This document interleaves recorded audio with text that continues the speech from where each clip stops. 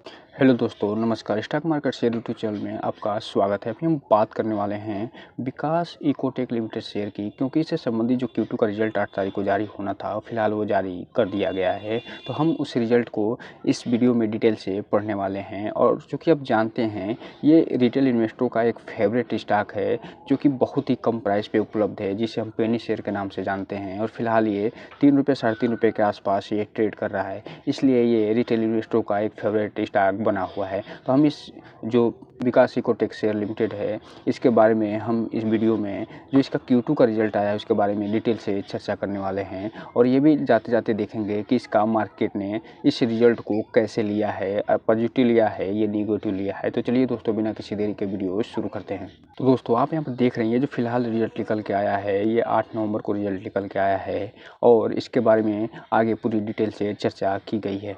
तो दोस्तों, ये रहा वो रिजल्ट। यहाँ पे आप देख रहे हैं, ये जो फिलहाल सेगमेंट दिखाई दे रहा है, ये सितंबर के क्वार्टर का सेगमेंट है, अर्थात जो Q2 फाइनेंशियल ईयर 2024 का सेगमेंट इसमें दिखाई दे रहा है। और ये जो सेगमेंट आप देख रहे हैं, ये पिछले क्वार्टर जून क्वार्टर का सेगमेंट है और ये पिछले साल सितंबर क्वार्टर का सेगमेंट दिखाई दे रहा है। और इस सबसे संबंधित जो भी डेटा है, ये फिलहाल लाख में दिए गए हैं, अर्थात हम इसे लाख में पढ़ने की कोशिश करेंगे। अगर हम सबसे पहले अगर हम बात करें इसके मेन बिजनेस, जिसके थ्रू ये कंपनी जो है मेन बिजनेस अपना करके कारोबार करके रेवेन्यू कमाती है उसकी, तो यहाँ पे आप देख रहे हैं इसका जो मेन बिजनेस है, उससे ये फिलहाल इस क्वार्टर में 6074 लाख का टोटल कारोबार करी है।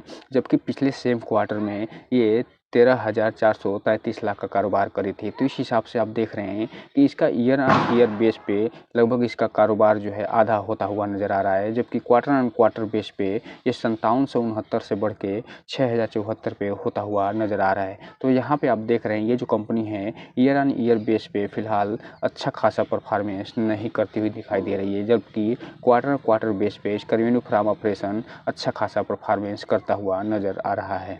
अब हम अगर बात कर ले हैं पे टोटल इनकम की, तो यहाँ पे आप देख रही हैं इसका जो टोटल इनकम फिलहाल दिखाई दे रहा है वो 6049 लाख के आसपास दिखाई दे रहा है, जो कि पिछले सेम क्वार्टर में 13,493 लाख के आसपास था। तो इस हिसाब से आप देख रहे हैं कि इसका जो टोटल इनकम है फिलहाल ये लगभग आधे से भी कम हो गया है और 13,493 लाख से घट के ये 6049 लाख पे पहुंच गया है। जबकि क्वार्टर क्वार्टर बेस पे इसके जो टोटल इनकम है उसमें मामूली सी वृद्धि दिखाई दे रही है और 5,889 लाख से बढ़ के ये 6049 लाख पे पहुंचता हुआ नज़र आ रहा है। हम अगर बात करें इसके टोटल एक्सपेंस की, इसका जो टोटल एक्सपेंस फिलहाल दिखाई दे रहा है उसमें भी अच्छी खासी जो है गिरावट दिखाई दे रही है। और ये सितंबर 2023 का जो क्वार्टर बीता है उसमें आप देख रहे हैं कि ये 5813 लाख का टोटल इसका एक्सपेंस हुआ था, जो कि पिछले सेम क्वार्टर यानी सितंबर 2022 के क्वार्टर में 13,125 लाख का इसका टोटल एक्सपेंस हुआ था। तो इस हिसाब से आप देख रहे हैं कि इसके एक्सपेंस में भी अच्छी खासी कमी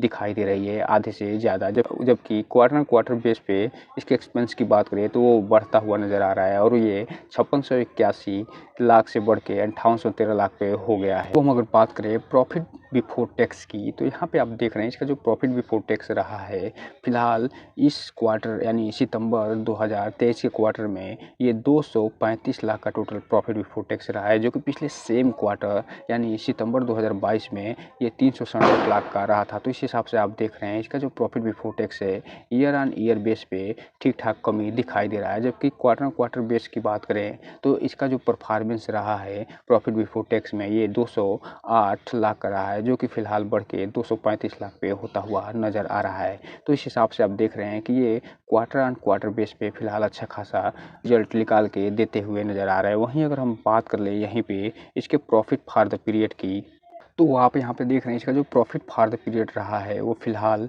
यहाँ पे आप देख रहे हैं कि 176 लाख के आसपास इसका प्रॉफिट फॉर द पीरियड रहा है, जो कि पिछले सेम क्वार्टर अर्थात सितंबर 2022 में 354 लाख के आसपास रहा था। तो ये लगभग आधा होता हुआ नज़र आ रहा है इसका प्रॉफिट फॉर द पीरियड। जबकि क्वार्टर ऑन क्वार्टर बेस पे इसमें अच्छी खासी वृद्धि दिखाई दे रही है, लगभग 20 लाख के आसपास। क्योंकि ये जो कंपनी है फिलहाल पेनी शेयर है, इसलिए 20 लाख भी एक पेनी शेयर कंपनी के लिए अच्छा खासा मायने रखता है। तो ये क्वार्टर बेस पे 155 लाख से बढ़ के 176 लाख पे इसका प्रॉफिट फॉर द पीरियड अर्थात नेट प्रॉफिट होता हुआ नज़र आ रहा है। तो कुल मिलाकर अगर हम बात करें, इस कंपनी ने ईयर ऑन ईयर बेस पे तो उतना अच्छा परफॉर्मेंस नहीं दिखाया है और इसका प्रॉफिट फॉर द पीरियड घट के आधा हो गया है, जबकि क्वार्टर बेस पे इसमें मामूली सी वृद्धि दिखाई दे रही है।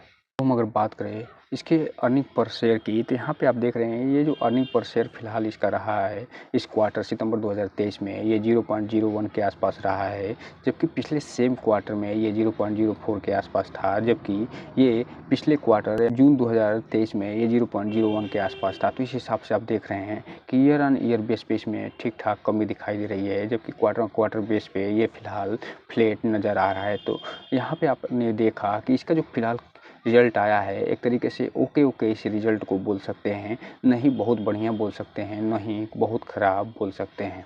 अब हम अगर बात करें इसके जो सेगमेंट जिस सेगमेंट में ये काम करती है उस सेगमेंट से संबंधित रेवेन्यू की, अर्थात सेगमेंट बेस्ड रेवेन्यू की, तो इसमें इसने अलग अलग सेगमेंट में अलग अलग परफॉर्मेंस निकाल के दिया है। और चूँकि आप जानते हैं ये जो कंपनी है फ़िलहाल अभी हाल ही में कई सेगमेंट में एंट्री ली है, तो उसको अगर हम एक एक करके देखें तो इसका ये जो कंपनी है फ़िलहाल इंफ्रा और एनर्जी सेक्टर में जो है इसका परफॉर्मेंस गिरता हुआ नज़र आ रहा है। और ये सितंबर 2022 में जहाँ 8,727 लाख का टोटल कारोबार करी थी, वो फिलहाल घट के 31,47 लाख पे पहुँचता हुआ नज़र आ रहा है, जो कि एक कंसर्निंग पॉइंट है, क्योंकि ये जो इंफ्रा और एनर्जी का सेक्टर है ये फ़िलहाल बहुत ग्रोइंग सेक्टर है और ये बहुत तेज़ी से ग्रोथ हो रहा है। और इसमें जो एनर्जी सेक्टर में तो फ़िलहाल गवर्नमेंट का भी सहयोग दिखता हुआ नज़र आ रहा है। वहीं अगर हम बात करें जो इसका मेन बिजनेस है जिसमें बहुत पहले से ये काम करती नज़र आ रही है, वो है केमिकल पॉलीमर स्पेशल जो एडिटिव जो है उसमें, यहाँ पे आप देख रहे हैं उसमें भी इसमें कमी नज़र आ रही है।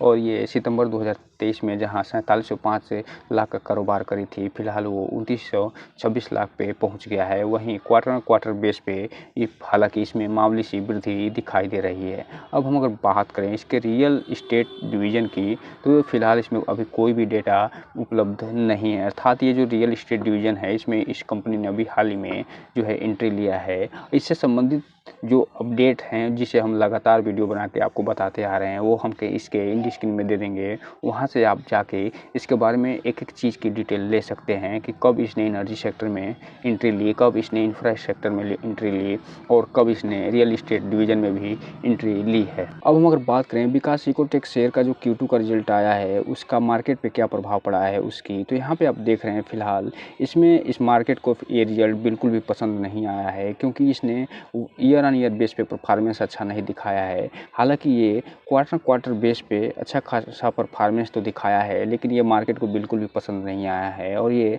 1.5% की गिरावट के साथ ₹3.60 के आसपास ये ट्रेड करते हुए बंद हुआ है।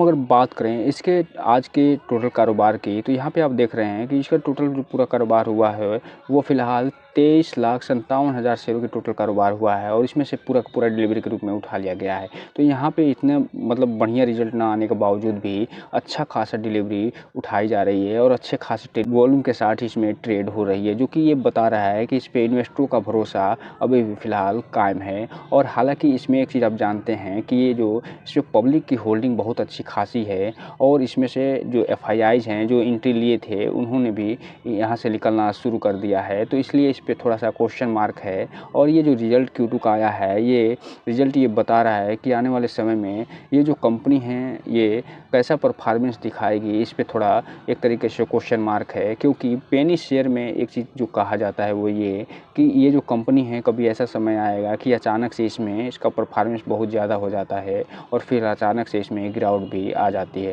तो इसलिए इसमें कोई भी इन्वेस्टमेंट करने से पहले पूरा सोच समझ कर और इसका फंडामेंटल एनालिसिस पढ़ने के बाद भी कोई भी इन्वेस्टमेंट करिए। जब भी इन्वेस्टमेंट आप करिए उसकी जिम्मेदारी स्वयं लीजिए और अपने वित्तीय सलाहकार से संपर्क जरूर करिए, ताकि आपका पैसा और निवेश दोनों सुरक्षित रहे और भविष्य में आपको अच्छे खासे रिटर्न की प्राप्ति हो सके। तो दोस्तों ये रहा आज का वीडियो। चैनल को लाइक करें और सब्सक्राइब करें और बेल आइकन हिट करना तो बिल्कुल ना भूलें, ताकि नए वीडियो की जो अपडेट्स आपको ऐसे ही समय समय पे मिलता रहे। जय हिंद दोस्तों।